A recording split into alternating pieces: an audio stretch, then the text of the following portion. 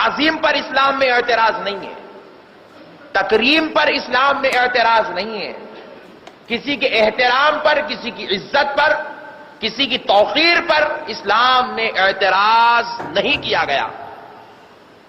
لیکن آج کل جو لوگ اپنے طور پر فرقے بنا لیتے ہیں، جماعت بنا لیتے ہیں، ان لوگوں نے تعظیم والے شعبے کو مکمل کمزور کر کے عبادت والے شعبے کو انہوں نے غلبہ دینا چاہا اور مکمل تعظیم والا شعبہ ٹھپ کرنے کی کوشش کی، جس کی وجہ سے ان کے عقائد دن بر دن بگڑتے چلے گئے۔ لیکن آپ ذرا غور کیجئے تو پتا چلتا ہے کہ اللہ رب العزت نے حج اللہ کی عبادت ضرور ہے، لیکن پورے حج کا دار و مدار صرف تعظیمات پر رکھا گیا ہے، تکریمات پر حج ہے، احترام کا نام حج ہے، کسی شے کو عزت ادب دینے کا نام حج رکھا گیا ہے، کسی کی نسبت کو قبول کرنے کا نام حج رکھا گیا ہے، کسی کے نقش قدم پہ چلنے کا نام حج رکھا گیا ہے، کسی کی یاد اور کسی کی حرکت کو تازہ کرنے کا نام اللہ نے حج رکھا ہے، اور حج کو اپنی عبادت میں سب سے بڑا درجہ عطا فرمایا ہے۔ السلام علیکم ورحمۃ اللہ وبرکاتہ۔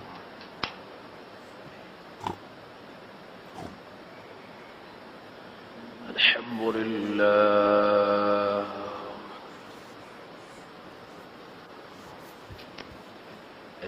لله رب العالمين،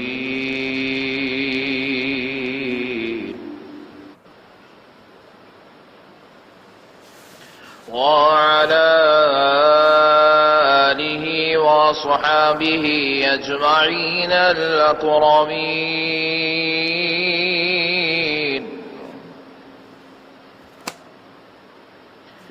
أشهد أن لا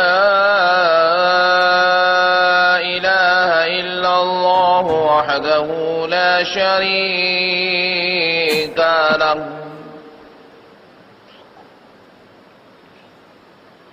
وأشهد أن سيدنا ونبينا ومولانا محمدا عبده ورسوله،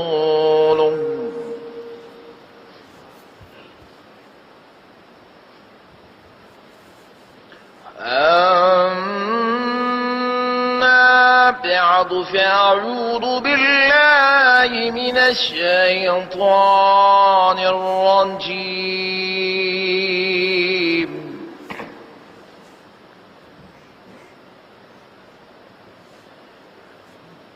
بسم الله الرحمن الرحيم،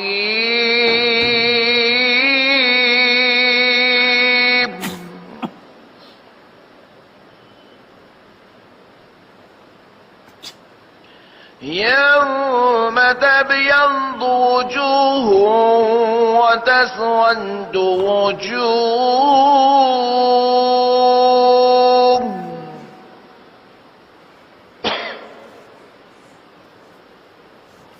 صدق الله العظيم۔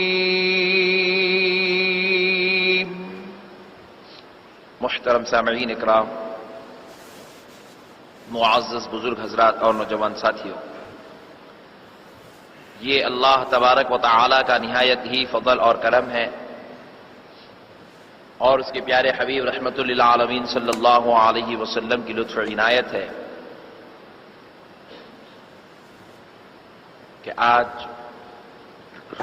جمعہ مبارکہ کی اس مقدس اور مبارک مجلس میں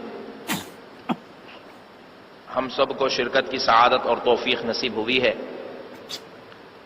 اس پر ہم اللہ تبارک و تعالی کا جتنا بھی شکر بجا لائیں کم ہے کہ پروردگار نے اس مبارک توفیق اور سعادت سے ہم کو سرفرازی عطا فرمائی ہے۔ معزز سامعین اکرام، خطبہ مبارکہ میں نے جو آیت مبارکہ کی تلاوت کا شرف حاصل کیا، اللہ رب العزت ارشاد فرماتا ہے یوم تبیض وجوہ وتسود وجوہ، بروز محشر چند لوگوں کے چہرے نور والے ہوں گے، سفید چمکدار ہوں گے، اور بروز محشر بعض لوگوں کے چہرے کالے اور داغدار بدنما ہوں گے۔ حضرت عبداللہ ابن عباس رضی اللہ تعالی عنہ نے ان دو لوگوں کے تعلق سے اپنی تفسیر میں یوں ارشاد فرمایا، اور اس تفسیر کو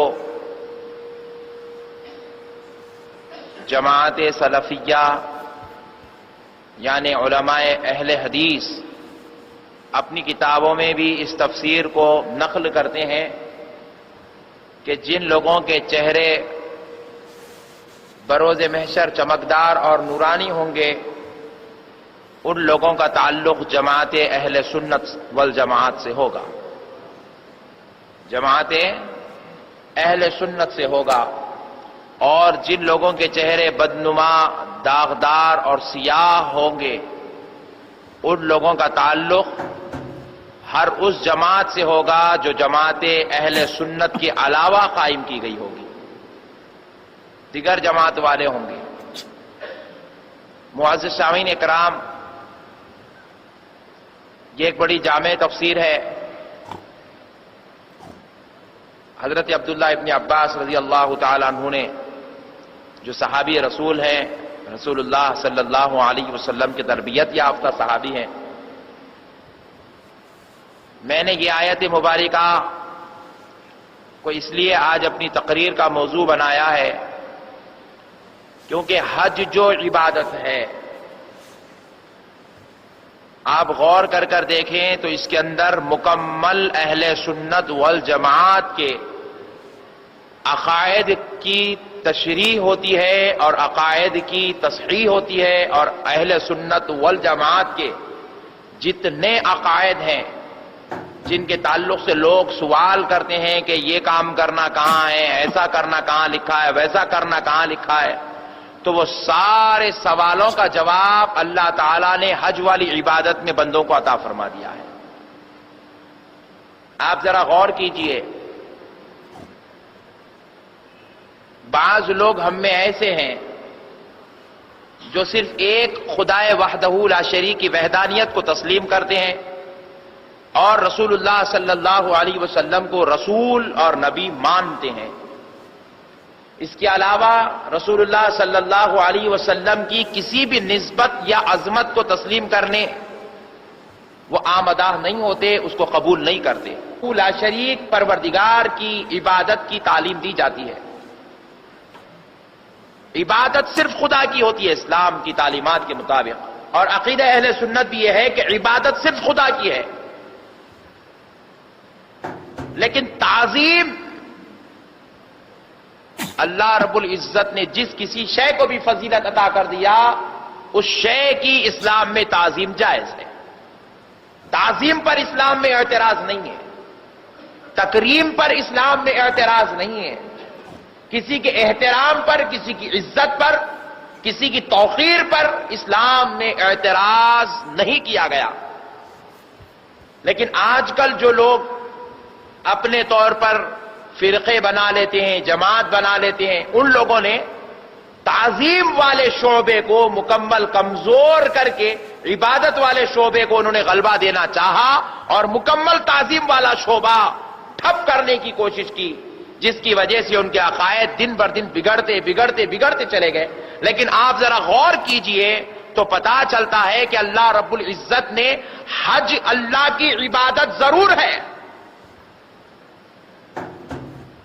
لیکن پورے حج کا دار و مدار صرف تعظیمات پر رکھا گیا ہے، تکریمات پر حج ہے، احترام کا نام حج ہے، کسی شے کو عزت ادب دینے کا نام حج رکھا گیا ہے، کسی کی نسبت کو قبول کرنے کا نام حج رکھا گیا ہے، کسی کے نقش قدم پہ چلنے کا نام حج رکھا گیا ہے، کسی کی یاد اور کسی کی حرکت کو تازہ کرنے کا نام اللہ نے حج رکھا ہے، اور حج کو اپنی عبادت میں سب سے بڑا درجہ عطا فرمایا ہے۔ معزز سامعین کرام، ذرا غور کیجئے، بالخصوص وہ لوگ جو تعظیمات کا انکار کرتے ہیں، کسی کی عظمتوں کا انکار کرتے ہیں، نسبتوں کا انکار کرتے ہیں، ذرا غور کریں۔ ہم اولیاء اللہ کی نسبت سے اگر کوئی ہمیں مل جائے تو ہم اس کی بھی تعظیم کرتے ہیں۔ لوگ بندہ نواز رحمت اللہ علیہ کی عزت تو کرتے ہی کرتے ہیں، لیکن بندہ نواز کی آل و اولاد کی بھی عزت کرتے ہیں، اگرچہ کہ اس آل و اولاد کو پیڑھیوں در پیڑھیوں 700 سال کا فاصلہ گزر چکا ہو، آج بھی ان کی عزت کی جاتی ہے۔ وجہ یہ ہے کہ یہ اولاد ہے بندہ نواز، یہ نسبت ہے۔ اگر کسی کو نسبت ہو جائے حضرت غوث اعظم سے اور پیڑھی در پیڑھی گزرا ہوا زمانہ تقریباً عزت کے لائق ہو جاتا ہے۔ ہمارے گھر میں گلاب کے پھول کے جھاڑ ہے، ہم کبھی توڑ کر نہیں کھاتے۔ ہمارے گھر میں بھی پھول رکھے ہیں، ہم کبھی توڑ کر نہیں کھاتے۔ ہمیں شادیوں میں تقاریب پہ پھول پلائے جاتے ہیں، کبھی کوئی نوشا اپنے گلاب کے پھول کے ہار سے پھول توڑ کر نہیں کھاتا۔ اگر ایسا کھا لے تو آپ دیوانہ کہیں گے، ایسے کیسے دیوانہ ہو گیا ہے، خود پھول پھنائے پھول کر کھا رہا ہے۔ یہ دیوانگی کی علامت ہے۔ کسی کے بیوی کے پاس پھول لگائے جاتے ہیں، صرف خوشبو سونگھی جاتی ہے، توڑ کر پھول نہیں کھایا جاتا۔ لیکن قربان جاؤ، ولی کی مزار پہ جاتا ہے تو پھول کھائے بغیر رہا نہیں جاتا۔ یہاں کھانا گوارا نہیں، وہاں چھوڑنا گوارا نہیں۔ پوچھا گیا، ہر دن پھول پہنتا ہے، کھاتا نہیں، آج کیوں کھا رہا ہے؟ پتا چلا وہ پھول مجھ سے نسبت پائے تھے تو تعظیم کے لائق نہیں، میں گناہگار ہوں۔ یہ ولی سے نسبت پا گئے ہیں، فیض یافتہ ہو گئے ہیں، فیض دینے کے حقدار ہو گئے ہیں، اس لیے کھایا جا رہا ہے۔ اللہ بتا رہا ہے، نبی جا کھڑا ہو جائے، خدائے رب ذوالجلال کی قسم، حضرت ہاجرہ کھڑے ہوئے کتنے سال ہوئے؟ ہزاروں سال، لاکھوں سال گزر گئے۔ ابراہیم علیہ السلام کھڑے ہوئے کتنے سال گزرے؟ مقام ابراہیم پر لاکھوں ہزاروں سال گزر گئے۔ آج بھی پتھروں سے فیض جاری ہو رہا ہے، آج بھی پتھروں سے فیض جاری ہو رہا ہے۔ تو رب بتا رہا ہے، ولی یا نبی کسی عام شے کا نام نہیں، وہ جہاں بیٹھ جاتے ہیں فیض کی دریا بنا کر اٹھ جاتے ہیں۔ قیامت تک جو لوگ وہاں آتے ہیں وہ دریا سے فیض حاصل کیا جاتا ہے۔ حضرت غوث اعظم سے اور پیڑھی در پیڑھی گزرا ہوا زمانہ تقریباً 1000 سال کے اوپر جا چکا ہو، لیکن پھر بھی ہم ان کی آج زمانے میں ہمارے درمیان رہنے والی نسبتوں کی عزت کرتے ہیں، احترام کرتے ہیں، اگرچہ کہ وہ نسبت کسی ایک جھنڈے سے ہی کیوں نہ کر دی جائے، یا کسی انسان سے کیوں نہ کر دی جائے، یا کسی بال والی شے سے کیوں نہ کر دی جائے۔ کہا جائے کہ یہ بال ہے اور اس کی نسبت، اس کا تعلق حضرت غوث اعظم سے ہے، تو ہم تحقیقات میں نہیں جاتے کہ واقعی حضرت غوث اعظم کا بال ہے کہ نہیں ہے، ان کا موئے مبارک ہے کہ نہیں ہے، یہ ان کا امامہ ہے کہ نہیں ہے، یہ ان کا عصا مبارک ہے نہیں ہے، بس ہم عزت کرنے پر آمادہ ہو جاتے ہیں کیونکہ نسبت غوث اعظم سے ہو چکی ہے۔ اس نسبت پر اعتراض ہے۔ لیکن تھوڑا سا آپ غور کیجئے معزز سامعین، اللہ رب العزت نے قرآن شریف میں ارشاد فرمایا، ان الصفا والمروة من شعائر اللہ۔ اللہ رب العزت نے ارشاد فرمایا، بے شک صفا اور مروہ اللہ کی نشانیوں میں سے ایک ہے۔ اللہ کی نشانیاں، اللہ تک پہنچنے کا ذریعہ اور راستہ ہے۔ تھوڑی دیر کے لیے آپ غور کیجئے، صفا اور مروہ کا ذکر قرآن مجید میں ان کی عظمت، ان کی فضیلت کو بیان کیا جا رہا ہے۔ اللہ کہہ رہا ہے یہ اللہ تک پہنچنے کی نشانیاں ہیں۔ سوال ہوتا ہے، کیا یہ صفا اور مروہ کسی پیغمبر کا نام ہے؟ اللہ کے کسی محبوب اور برگزیدہ بندوں کا نام ہے؟ یا کسی فرشتوں کا نام ہے؟ یا جنت کی کسی شے کا نام ہے؟ فرمایا گیا نہیں نہیں، یہ دو پتھروں کے نام ہے۔ ہم نے پوچھا یہ پتھروں کو اتنی عزت، اتنی عظمت کیوں دی گئی کہ پروردگار عالم ان کو اپنی شعار، اپنی نشانی کہہ رہا ہے؟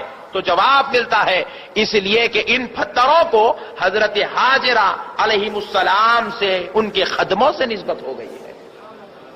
آج بھی حالانکہ حضرت ہاجرہ کا دور گزرے، رسول اللہ کے دور اور حضرت ہاجرہ کے دور میں ہزاروں لاکھوں سال بیت گئے تھے، ہزاروں سال بیت گئے، لاکھوں سال بیت گئے، اس وقت قدموں کو نسبت ملی تھی تعظیم کا، معاملہ رسول اللہ کے دور میں طے پا رہا ہے. رسول اللہ کے دور تک اس کی عزت، اس کا احترام، اس کی تعظیم، اس کی تکریم بجائی لا جا رہی ہے. اور حد تو یہ ہے قرآن جیسے مقدس کلام میں صفا اور مروہ کی عظمتوں پر قرآن کریم کا نزول ہو رہا ہے، ارشادات الہیہ کا نزول ہو رہا ہے، اللہ اپنے احکام نازل کر رہا ہے. قیامت تک آنے والے بندوں کو اس بات کی تعلیم دی جا رہی ہے کہ تم پتھروں کی تعظیم کرو، پتھروں کا احترام کرو، پتھروں کی نسبت لو. ہم نے پوچھا اے اللہ، ہم تجھے اپنا خدا مانتے ہیں، تیرے نبی کو اپنا رسول مانتے ہیں، تیرا اور تیرے نبی کا کلمہ پڑھتے ہیں، تجھے سجدے رکوع اور خیوط کرتے ہیں. اے اللہ، کعبے کی عظمت کو ماننے ہم تیار ہیں، لیکن یہ پتھروں کی نسبت کیا ہے؟ تو پروردگار عالم بتلانا چاہتا ہے کہ بندوں دیکھو، اگر تو خدا تک پہنچنا چاہتے ہو تو نسبتوں سے مضبوطی سے دامن تھام لو، نسبتوں کی تعظیم کو قبول کرو، نسبتوں کا احترام قبول کرو. اگرچہ کہ پتھر کی نسبت پتھر کی تعظیم کی وجہ سے ہے، پتھر کی تعظیم پتھر کی نسبت کی وجہ سے ہے، لیکن یہ پتھر کی اگر تم تعظیم کرو گے تو یہ خدا تک پہنچنے کا ذریعہ بنا دی جائے گی، خدا تک پہنچنے کا ذریعہ بنا دی جائے گی. غور کرنے والی بات ہے، جو لوگ تعظیم کا انکار کرتے ہیں انہیں تھوڑی سی اپنی عقل کو دخل دینے کی آج ضرورت ہے. پتھر ہے، ارے ہم خدا کو سجدہ کرنے والے پتھر کی تعظیم کر رہے ہیں. کوئی غیر اگر آئے اور ہمارا ہاتھ پکڑ کر پوچھ لے میاں ہم پتھر کو بٹو لگائے تو کافر ہو گئے، اور تم پتھروں کے اوپر جا رہے ہو، ٹھہر رہے ہو، دعائیں کر رہے ہو، اور تمہارا یہ عقیدہ ہے، تمہارا یہ اسلام ہے کہ جو تم پتھروں پر کھڑے ہو کر دعا کرتے ہو صفا اور مروہ پر، وہ دعا رد نہیں ہوتی. صفا اور مروہ ایک ایسے مقام کا نام ہے جہاں پر گناہگار کی دعا قبول ہوتی ہے، رد نہیں کی جاتی. ہم اگر پتھر کی عزت کریں، پتھر کی ہم جو ہے اس کو تعظیم لگا کریں تو ہم کافر قرار دیے گئے، اور تم پتھروں پر جا کر دعائیں کرے تو تم مسلمان ہو گئے. تو ہمارا جواب صرف ایک ہے، ہم پتھر کی تعظیم حضرت حاجرہ کی نسبت کی وجہ سے کر رہے ہیں، لیکن تم پتھر کو خدا مان کر پوجا کر رہے ہو. فرق اتنا ہے کہ تم خدا سمجھتے ہو، ہم خدا نہیں محبوبوں کی نشانی سمجھ کر عزت کر رہے ہیں. اللہ بتا رہا ہے جو محبوبوں کی نشانی سمجھ لے وہی مسلمان ہے، وہی ایمان والا ہے جو محبوبوں کی نسبت سے پتھروں کی بھی عزت کرے. پھر دوسرا آئیے، یہی پتھر نہیں اور ایک پتھر بھی ہے. اللہ رب العزت نے قرآن شریف میں ارشاد فرمایا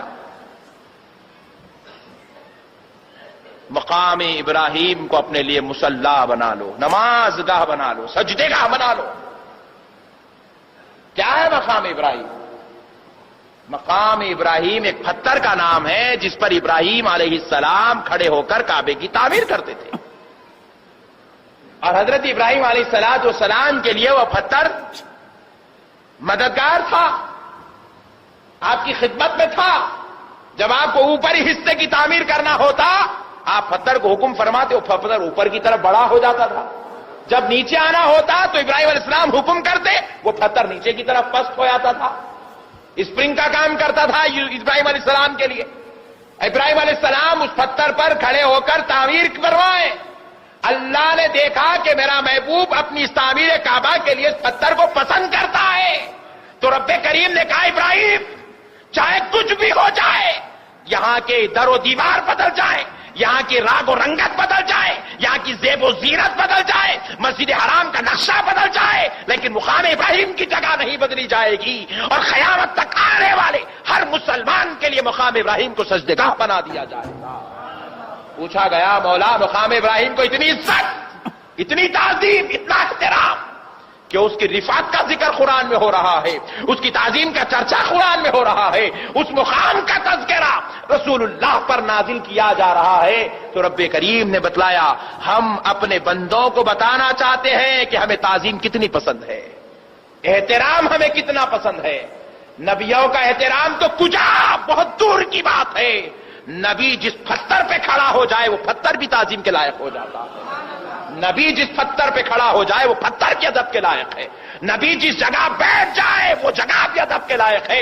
اسی لیے خدا کی قسم ہر اللہ کے ولی کے دربار میں جا کر دیکھو، ان کی مزار اقدس کے پاس ایک چھلا نظر آتا ہے۔ اسی لیے اہل سنت والجماعت کے لوگ ان چھلوں کی بھی عزت کرتے ہیں، کیونکہ یہاں ولی کے بیٹھنے کی جگہ ہے، اور ہمارے عقیدے کے مطابق ولی تو ولی جس جگہ بیٹھ جائے وہ جگہ بھی عزت کے لائق ہو جاتی ہے۔ ہمارے گھر میں گلاب کے پھول کے جھاڑ ہے، ہم کبھی توڑ کر نہیں کھاتے۔ ہمارے گھر میں بھی پھول رکھے ہیں، ہم کبھی توڑ کر نہیں کھاتے۔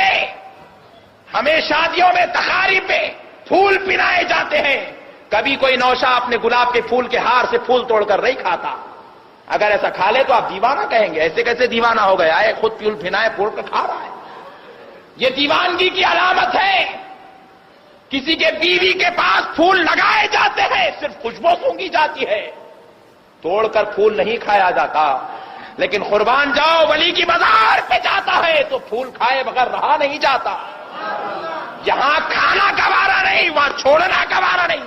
پوچھا گیا، ہر دن پھول پہنتا ہے، کھاتا نہیں، آج کیوں کھا رہا ہے؟ پتا چلا وہ پھول مجھ سے نسبت پائے تھے تو تعظیم کے لائق نہیں، میں گناہگار ہوں۔ یہ ولی سے نسبت پا گئے ہیں، فیض یافتہ ہو گئے ہیں، فیض دینے کے حقدار ہو گئے ہیں، اس لیے کھایا جا رہا ہے۔ اللہ بتا رہا ہے، نبی جا کھڑا ہو جائے، خدائے رب ذوالجلال کی قسم، حضرت ہاجرہ کھڑے ہوئے کتنے سال ہوئے؟ ہزاروں سال، لاکھوں سال گزر گئے۔ ابراہیم علیہ السلام کھڑے ہوئے کتنے سال گزرے؟ مقام ابراہیم پر لاکھوں ہزاروں سال گزر گئے۔ آج بھی پتھروں سے فیض جاری ہو رہا ہے، آج بھی پتھروں سے فیض جاری ہو رہا ہے۔ تو رب بتا رہا ہے، ولی یا نبی کسی عام شے کا نام نہیں، وہ جہاں بیٹھ جاتے ہیں فیض کی دریا بنا کر اٹھ جاتے ہیں۔ قیامت تک جو لوگ وہاں آتے ہیں وہ دریا سے فیض حاصل کیا جاتا ہے، فیض حاصل ہوتا ہے۔ کنواں کھودے سینکڑوں سال ہو گئے، پانی سب کو مل رہا ہے، ولی جہاں کھڑا ہو جائے وہاں فیض کا کنواں بن جاتا ہے، وہاں فیض کے سمندر